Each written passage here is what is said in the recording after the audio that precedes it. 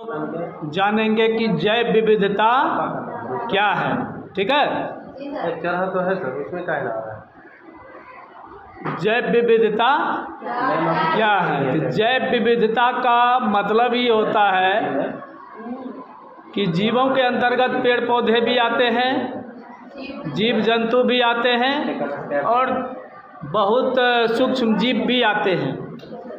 तो तीनों ग्रुप रहता है। उसमें पौधा भी है, बड़ा बड़ा जीव जंतु है और छोटे सूक्ष्म जीव भी आते हैं।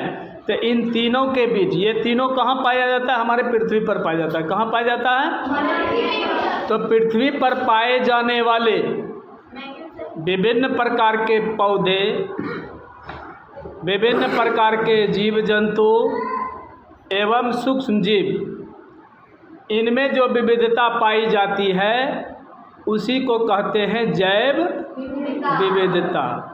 तो जैव का मतलब ही होता है जीवों से रिलेटेड। जीव में पेड़ पौधे भी आते हैं, जीव जंतु और सूक्ष्म जीव, ये तीनों जो है इनमें भी विविधता पाई जाती है।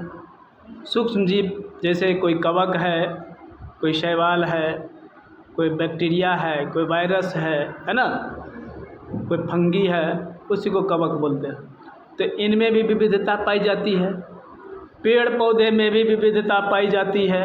कोई छोटा पेड़ होता है, घास होता है, कोई लता होता है, कोई बड़े बड़े वृक्ष होते हैं जैसे आम, कटहल, शीशम, सागवान, सखुआ, है ना।